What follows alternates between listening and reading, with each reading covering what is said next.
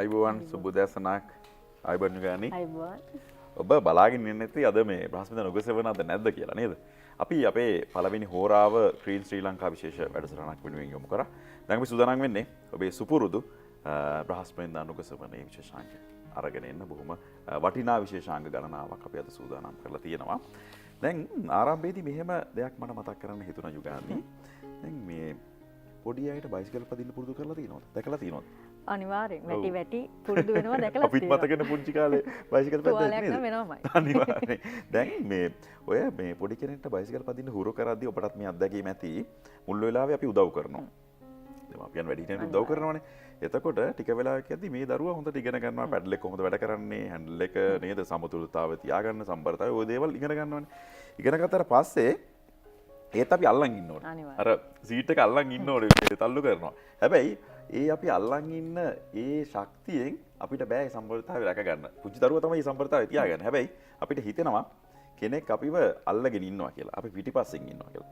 ඒ ශක්තිය තමයි අපි ජීවිතේ අපිට අවශ්‍ය වෙන. ඔබට සමහරට කෙනෙක්ගේ ජීවිතේ ලොකු දෙයක් කරන්න බැරි වෙයි. ඒ වුණාට ඔබ කෙනෙක්ගේ පිටිපස්සේ ඉන්නවා කියලා ඔබට පේන එකම ඇති. ඒ කෙනාගේ ජීවිතේ ගොඩනගන්න හරියට උගන්නේ අර මේ දැකලා ඇති මේ දැන් අලියෙක් ලොරියකට නගන ඡායාරූපයක් ඔබට මතකද දැන් සමාජ ජාලවල තිබ්බ නේද? ඒකේ අර මේ අර ඇත්ගොව්වා මෙහෙම කකුලට අත තියලා තල්ලු කරනවා. හැබැයි අලියට නගින්න බෑනේ. ඒ වුණාට ඉතින් ඒ ශක්තිය තියෙනවා. ඉතින් ඔබටත් අපි ආරාධනා කරන්නේ ඒ වගේ ශක්තිමත්ව තව කෙනෙකුට ශක්තියක් වෙන්න දවසක් ජීවිතයක් උදා කරන්න කියලා මතක් කරගෙන නේද? අනිවාර්යෙන් මං හිතන්නේ මේ බ්‍රහස්පතින්දා නුගසෙවණින් අපි කරන්නේ ඒ වගේ දෙයක් නේද? පුංචි තල්ලු දෙනවා. පුංචි ශක්තියක් එකතු කරනවා. පොඩි තල්ලුවකින් අපි ලොකු දෙයක් කරන්න තව කෙනෙක්ව උනන්දු කරනවා කියලා මම විශ්වාස කරනවා. ඉතින් අද දවසේදීත් අපි බොහෝ දේවල් තිල්න කරන්න සූදානම්ින් ඉන්නවානේ. අපි ඒ තල්ලු දෙන පුංචි දේවල් මතක් කරමු. මොන වගේ දේවල්ද කතා කරන්නේ? අපි මුලින්ම කතා බහ කරන්න සූදානම් වෙන්නේ වාස්තු විද්‍යාව පිළිබඳව. ඉතින් හැමදාමත් වගේ අපිත් සමග කතා බහ කරන්න අපිත් සමග සම්බන්ධ වෙලා ඉන්නවා වාස්තු විශ්ලේෂක ජේගොඩ කන්දාරච්චි මහත්මයා. ඒ වගේම තමයි ඊට පස්සේ අපි ආසිරි රෝහල අනුග්‍රහයෙන් කතා බහක් කරන්න සූදානම් වෙනවා.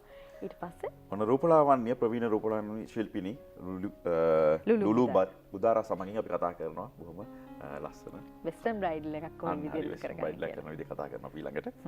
ඒ වගේම ක්ලීන් ශ්‍රී ලංකා අනුග්‍රහයෙන් අපේ ඔබේ පෝෂණය පිළිබඳව විශේෂ කාරණයක් කතා කරනවා.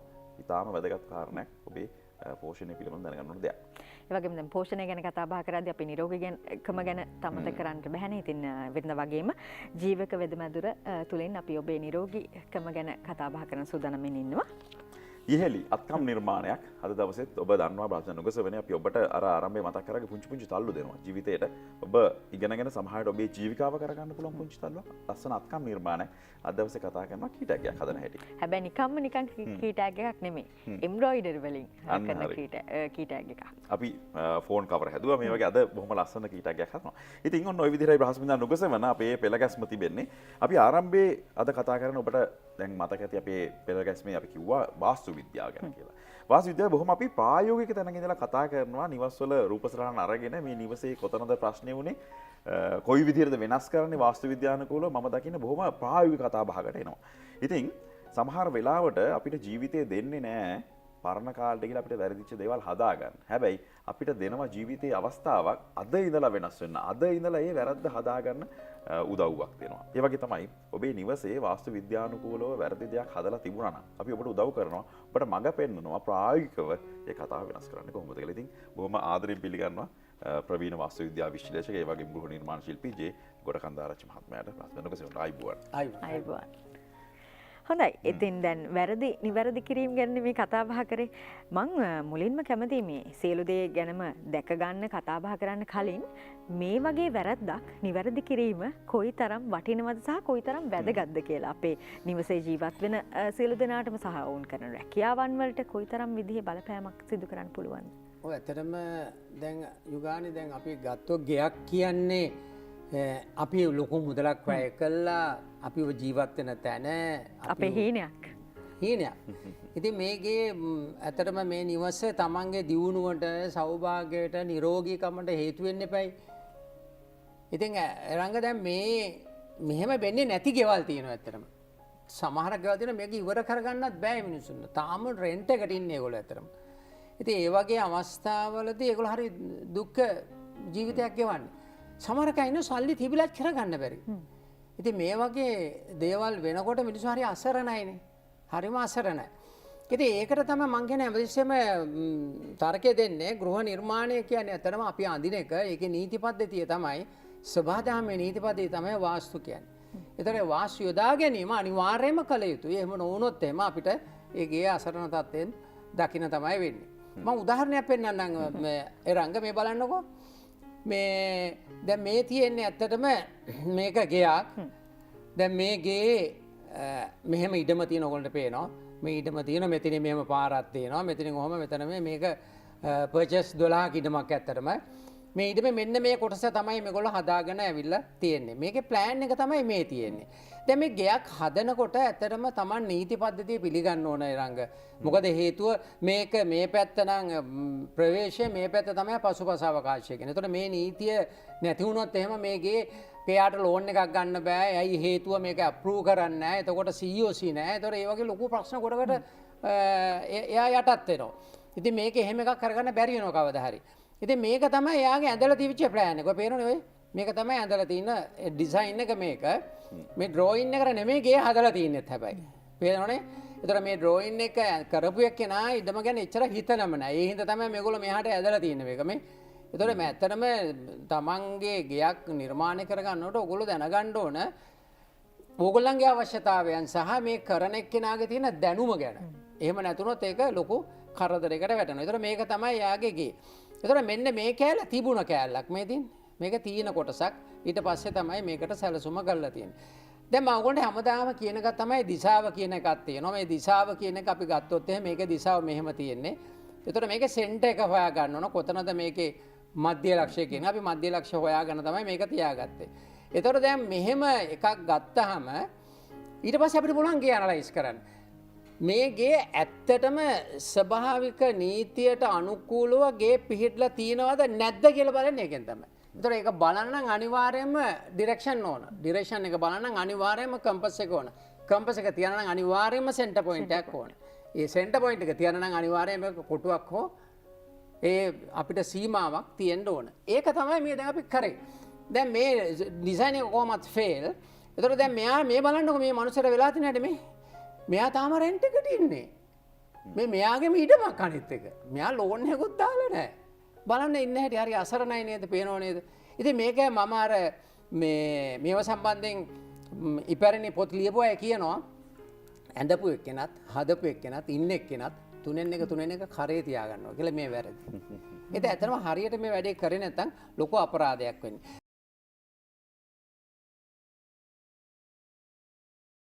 දෙතර මේක නිවැරදි කරගන්න මේක මගේ ළඟට ආවේ මේක නිවැරදි කරගන්න. මේක නිවැරදි කරනකොට මම බලනවා කොහෙද කිචන් එක තියෙන්නේ. කොහෙද කාපෝච් තියෙන්නේ. කොහෙද මාස්ටර් තියෙන්නේ. මේක හරි වැදගත්. මම කියලා දෙන මේ අයිටම් තුන ගැන පරිස්සම් වුණොත් ගේ නිවැරදි කරන්න ලේසියි කියලා. මේ ගේ නිවැරදි කරන්න ලේසියි කියලා. දැන් අනිකුත් දේවල් තියෙනවා. අපිට ඒක ප්‍රශ්නයක් නෑ. අනිත් අයිටම් අපිට ඕන තැනක දාන්න පුළුවන්. නමුත් මේ තුන කාපෝච් මාස්ටර් බෙඩ්රූම් කිචන් මේ ටික වැදගත් වෙනවා. මේ තුන හරි එලිමන්ට්ස් වලට දාගත්තේ නැත්නම් ගේ දුවන්නේ නැහැ. දැන් කෙනෙක්ට හිතෙන්න පුළුවන් මොකද කරන්නේ දැන් අපි මේ හදපු කියන්නේ නිවැරදි කරන්න කියන්නේ දැන් මම මගේ නිවස හදලා තියෙනවා. මම වාස්තු විද්‍යානුකූලව පරීක්ෂා කරේ නැහැ. මට දැන් පරීක්ෂා කරන්න සිදෙනවා. හැබැයි මට ලොකු මුදලක් යයිද මම කොහොමද මේක කරන්නේ වාස්තු වෙනස් කරන්න නේද? ඒ වගේ ගැටලු අපිට හිතෙන්න පුළුවන්. ඒ මොකද හිතෙන්නේ? ඔව් ඇත්තටම ඒක ඒ ප්‍රශ්නේ තියෙන්නේ මොකද?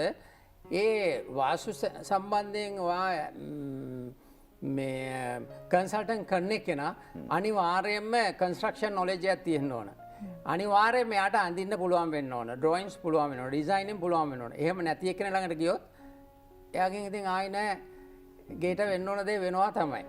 අනිත් එක තමයි එයාට වාස්තු සම්බන්ධයෙන් දැනුමක් නැති වුණොත් සමහර පොයින්ට්ස් තියෙනවා අපිට පුළුවන් ඒක වෙන තැනින් රිකවර් කරන්න.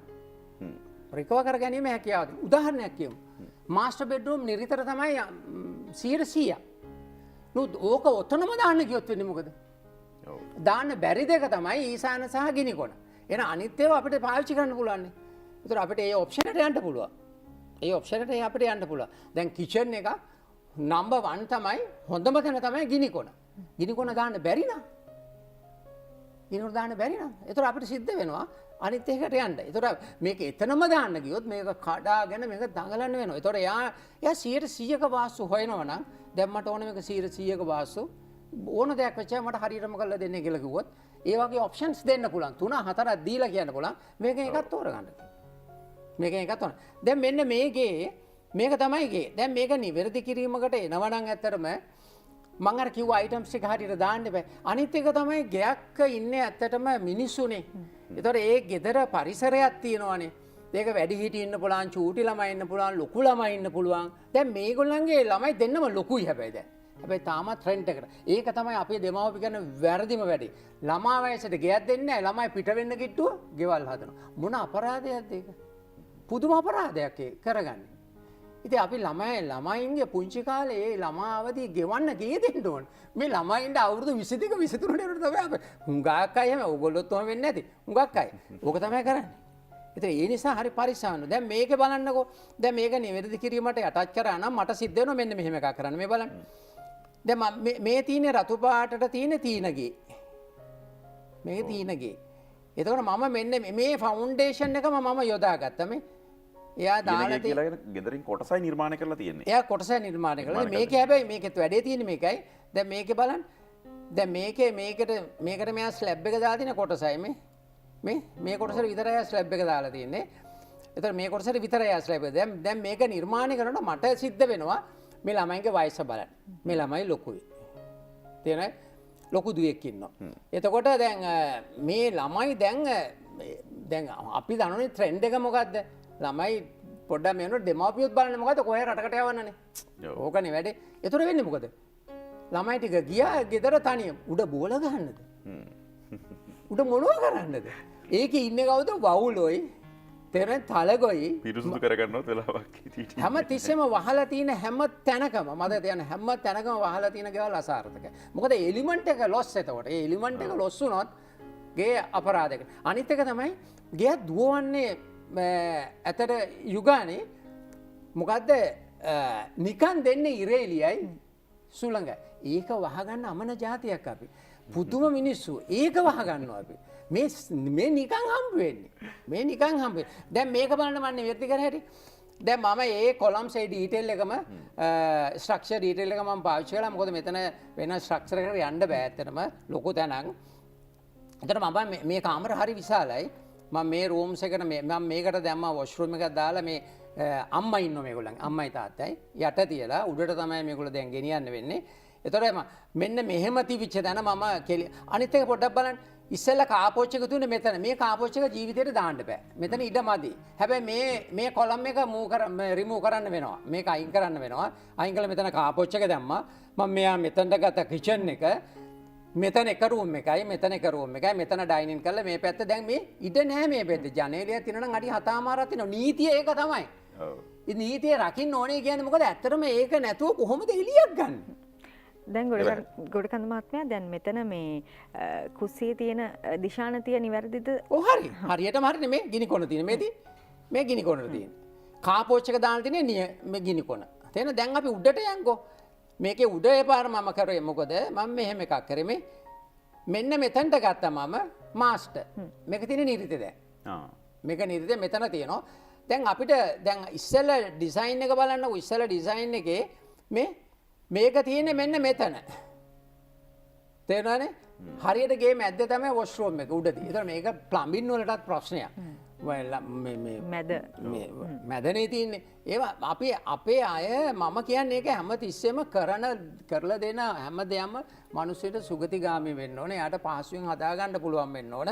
එහෙම වෙන්න ඕනේ. දැන් මේක මං ඊට පස්සේ ඇත්තටම මෙයාට මේ දේ දැන් බලන්න මෙහෙම දැන් මේක පළවෙනි එක නම් මේක මම එයාට පොඩ්ඩක් පෙන්නුවා මෙන්න මෙහෙම එකක් මේක තියෙන්නේ කියලා. මේ තියෙන්නේ නැත්නම් අපේ අයට ඇත්තටම වෙලා තියෙන්නේ තේරෙන්නේ නැහැ මෙහෙම දැන් තමයි තේරෙන්නේ. ඉතින් ඕගොල්ලෝ මම හැමතිස්සෙම අඳින අය ඔබ කරපු අවසාන නිර්මාණය නේද? ඔව් නෑ මේක තමයි මම හැමතිස්සෙම කියන්නේ මේ අඳින අයට කියන්නේ මොකද? ක්ලයන්ට් ළඟ තියා ගන්න ඕන අනිවාර්යයෙන්. එයාත් එක්ක කතා බහ කර මේ වැඩේ කරනකොට හරි පහසුයි. ඒතකොට සමහරකට තේරෙන්නේ නැහැ. අඩි 10 කිව්වහම හිතන්නේ මේ අඩි 20ක්. සමහරකට තේරෙන්නේ නැහැ. ඉතින් ඒගොල්ලන්ට මම නම් කියන මේ ටයිල් ගන්න මනින්න කියලා. මගේ ටයිල් එක අඩි දෙක ඔක මනින්නකො කොහොම කීක තමයි මම නම් ගන්න. ඉතින් ඒ නිසා ඕගොල්ලෝ අඳින අය දැනගන්න ඕනේ මේක හරියට කරලා දෙන්න. නැත්නම් මහා අපරාධයක් මේක. එතකොට දැන් මම මේ කරන්නේ මොකද අපි මේ වැඩසටහනෙන් කරන්නේ අතන ඕගොල්ලන්ට දැනුමක් දෙන්න. ඕගොල්ලෝ ගේ හදා ගන්නකොට ඕගොල්ලෝ මේ දැනුම අරගෙන ගිහිල්ලා අදින කෙනත් එක්ක කතා කරන්න ඕනේ. දැන් ඕගොල්ලෝ දැනුමෙන් පෝෂිතයි. එතකොට ඕගොල්ලන්ට පුළුවන් මේ ෆයිට් එකක් දෙන්න. ඇයි ඒක එහෙම කරන්න එපා. ඕගොල්ලෝ දන්නෝ ඊට මේ කොහෙද දිශාවල් කියලා. මේ තුනවත් හරියට දාගන්න බලන්න ඕනේ. දැන් මේක උහම වුණාම ඇත්තටම ඊට පස්සේ මේක උඩ කායල්ල මේකයි. මේ තියෙන්නේ මෙන්න මෙහෙම ගියත් තමයි මේකේ එන්නේ. ඉතින් බලන්න දැන් අරකේ මේක අතර වෙනස බලන්න දැන්. ඒ ස්ට්‍රක්චරල් එකේම තමයි මේ ස්ට්‍රක්චර් එකේම තමයි මම මේ වැඩේ කරේ. මොකද අනිත් එක තමයි මේ එරංග දැන් සමහරක් ඉඩම් තියෙනවා ස්ට්‍රක්චර් ලොකු වේදමක් කරලා තියෙනවා. දැන් ඊයේ මම එහෙම එකක් කරා පානදුරේ ඒ සොයිල් එක හරි ලූස්. නමුත් ඒ ස්ට්‍රක්චර් එකේ ආයි වැඩක් ගන්න නම් එයා ගොඩාක් යටට යන්න ඕන. ඉතින් හරි අමාරු ඒ වගේ වැඩක් කරන්න. ගෙනල්ලා අපි ආයි කොළමයක් ගෙනල්ලා බීම් එකක් ගෙනල්ලා මේක දාලා මේක හරි කතන්දරයක්. ඒ නිසා ඔයගොල්ලෝ හැමතිස්සෙම උත්සාහ කරන්න ඕන තමන්ගේ දේ හරියටම කරගන්න දිශානුගත ක්‍රමවේදයට මේක දුවන්නට ඕන. හරියට කරගන්න විදිහ තමයි අපි කතා කරන්නේ. මේ නිවසක ඔබට තේරෙන්නේ නැති කොතරම් ප්‍රායෝගිකද කියලා මේ කතාව නේද යුගන්නේ. කොයිතරම් වැදගත්ද වැදගත්ද කියලා. බොහොම විට දැන් ඔබට හිතනවා නම් ලොකු මිල මුදලක් වැය වෙනවා කියලා. හැබැයි වාස්තු විද්‍යානුකූලව මේ කතාව බේරුම් කරගන්න පුළුවන්. කතා කළා නිවැරදියක්. ඉතින් බොහොම ස්තුතියි මේ සම්බන්ධයෙන් කතා කරාට ප්‍රවීණ වාස්තු විද්‍යා විශ්ලේෂක ජේගොඩ කන්දාරච්චි මහත්මයාට. අපි ඔබතුමාගේ දුරකථන අංකය මතක් කරන්නම් 0777 89 20 57 0777 89 20 57. ඉතින් බොහොමත්ම ස්තුතියි ප්‍රශ්න අනුගසමට පැමිණියාට. අපි තවත් දවසක මේ වගේ බොහොම ප්‍රායෝගික කතා බහක නිරත වෙන්න බලාපොරොත්තු වෙන සමුගන්නවා. ආයිබෝන් ඔබතුමන්ට.